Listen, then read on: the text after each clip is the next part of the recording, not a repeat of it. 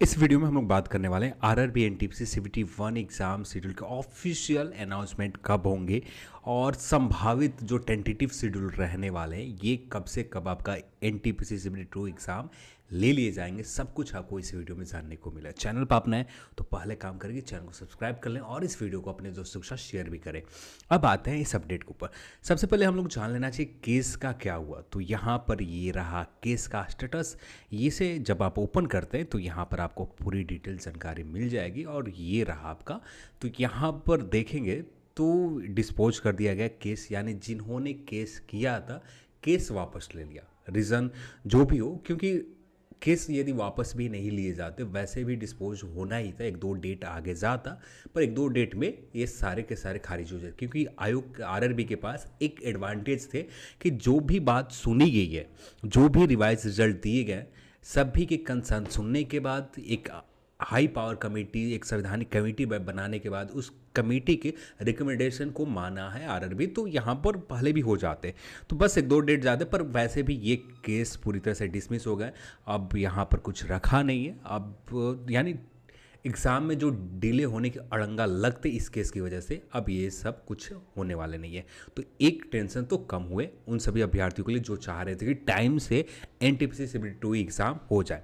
अब देख लेते हैं यहाँ पर जो ऑफिशियल शेड्यूल जो बताई गई है आरआरबी के द्वारा। ये आपका ऑफिशियल शेड्यूल है। यहाँ पर आप देख सकते हैं नीचे की ओर जैसे ही आते हैं तो ये रहा। यहाँ पर जो आपको डेट बताए जा रहे हैं मई के 2022 में आपको एग्ज़ाम लिए जाएंगे। अब यहाँ से पहले एक चीज़ और जान लेना चाहिए, एसएससी के एग्ज़ाम शेड्यूल और एसएससी के भी एग्ज़ाम वही कंपनी ऑर्गेनाइज करी है। टीसीएस ही एग्ज़ाम कंडक्टिंग एजेंसी है और एनटीपीसी भी एग्ज़ाम कंडक्टिंग एजेंसी टीसीएस ही है। दोनों का सेम एग्ज़ाम है और दोनों का शेड्यूल देखें तो 21 अप्रैल के बाद गैप हो रहे हैं 24/5/2022। जो सीजीएल के बाद जो सीएचएसएल के एग्ज़ाम स्टार्ट होंगे 24 मई से स्टार्ट होंगे, यानी मई में जो आपको डेट बताई गई है। तो यहाँ पर जो एग्ज़ाम शेड्यूल आपके स्टार्ट होंगे मई के फर्स्ट वीक से ही आपका एग्ज़ाम स्टार्ट हो जाएगा। एक यहाँ पर एक बात कही गई है कि एक सेपरेट गैप दिया जाएगा और इस गैप को कितना दिया जाएगा ये एग्जैक्ट कहाँ नहीं गया। तो मेरे हिसाब से जो एक नॉर्मल गैप होते हैं 3 से 4 दिन के गैप होंगे। तो यहाँ पर जहाँ तक आप उम्मीद कर सकते हैं कि मई 2022 में ही, यानी नेक्स्ट डेट सीएचएस के एग्ज़ाम जब स्टार्ट हो रहे हैं 24 अप्रैल मई 2022 को, तो 24 मई से पहले आपका एनटीपीसी सीबीटी 2 एग्ज़ाम के सारे लेवल के एग्ज़ाम ले लिए जाएंगे। तो रही बात समय की, तो समय उतना नहीं है कि आपके पास ज़्यादा से ज़्यादा कोशिश करें कि मैथ्स, रीजनिंग, आपका जनरल साइंस और जो जनरल अवेयरनेस के जो सारे सेक्शन है ज़्यादा से ज़्यादा मेहनत करने की ज़रूरत है। और रही बात ऑफिशियल अनाउंसमेंट इस एग्ज़ाम के कब तक कर दिए जाएंगे, तो ये जहाँ क्योंकि पिछले भी एग्ज़ाम के देखें यानी एक मंथ पहले अनाउंसमेंट हो जाते हैं। मई में एग्ज़ाम स्टार्ट हो रहा है तो आप उम्मीद कर सकते हैं कि आपका अप्रैल के फर्स्ट वीक में आपका ऑफिशियल कंफर्मेशन हो जाएंगे कि आपको किस डेट का एग्ज़ाम शेड्यूल, किस डेट में किस लेवल का कब होंगे। ये सारा कुछ आपका क्लियर हो जाएगा अप्रैल फर्स्ट वीक में ही।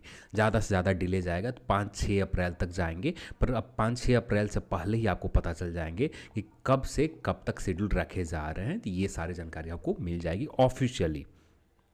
एक कुछ कमेंट और आ रहे थे कि जैसे किसी कैंडिडेट के कैसे पता चलेगा कि मेरा किस लेवल में। बहुत सारे ऐसे कैंडिडेट के कमेंट्स आ रहे थे कि मेरे जो रिज़ल्ट चेक किया लेवल 5 का भी कट ऑफ क्लियर कर रखा, पर लेवल 2 और 3 में रोल में शो नहीं हो रहे। तो जब आप स्कोर कार्ड चेक करते हो वहाँ पर लेवल 2 और 3 में रिजल्ट शो हो रहा है, पर जबकि रिजल्ट का जो पीडीएफ है जहाँ पर रोल नंबर दिए रहते हो वहाँ पर पीडीएफ में रोल नंबर नहीं है। तो इससे आपको इंतज़ार करने होंगे। जैसे ही एडमिट कार्ड एग्ज़ाम हॉल के एग्ज़ाम के एडमिट कार्ड आते हैं, वैसे ही आपको एग्ज़ाम के एडमिट कार्ड के ऊपर ही सारे लेवल के आपको डिटेल पता चल जाएंगे किस लेवल के किस स्टेट में होंगे। तो ये आपकी जानकारी आपको एग्ज़ाम के समय पता चल पाएगा। पर अभी के लिए मान के आपको ये चलना है कि जिस लेवल में आपका जो ऑफिशियल मार्क्स आपने जहाँ देखा था, जिस स्कोर साइट पर देखा था, उसी हिसाब से अपने प्रिपरेशन को आगे बढ़ाएं। यदि आपका कट ऑफ लेवल 5 के ऊपर है, लेवल 5 का कट ऑफ सबसे ज़्यादा है, लेवल 2 और 3 का कम है, तो इसलिए मान के चलें कि लेवल 2 और 3 के ऊपर भी आपका रिजल्ट होगा। कोई एरर हो सकते हैं आरआरबी के द्वारा, और जो रिज़ल्ट में पीडीएफ नहीं दी गई है, आपकी रोल नंबर नहीं दिया गया, कुछ भी एरर हो सकते हैं। एग्जैक्ट कहना थोड़ा बहुत मुश्किल है, पर फिर भी आप गलती आरआरबी की हो सकती है। पर फिर भी आप जो आपने स्कोर कार्ड में चेक कर रखा है उसी बेस के ऊपर आपका लेवल 2, लेवल 3 और लेवल 5 की भी प्रिपरेशन साथ में करते रहें, यदि ऐसा कुछ आपके साथ हुआ है तब। क्योंकि आपको मान कर चलना पड़ेगा कि आपको लेवल 2 और 3 में भी रिजल्ट है, क्योंकि आप लेवल 5 के रिजल्ट पहले ही क्लियर कर रखा है। रिजल्ट किसी वजह से आपको शामिल नहीं किया गया होगा लेवल 2 और 3 में। हो सकता है आरआरबी ने कुछ गलती की हो रोल नंबर शामिल करते समय।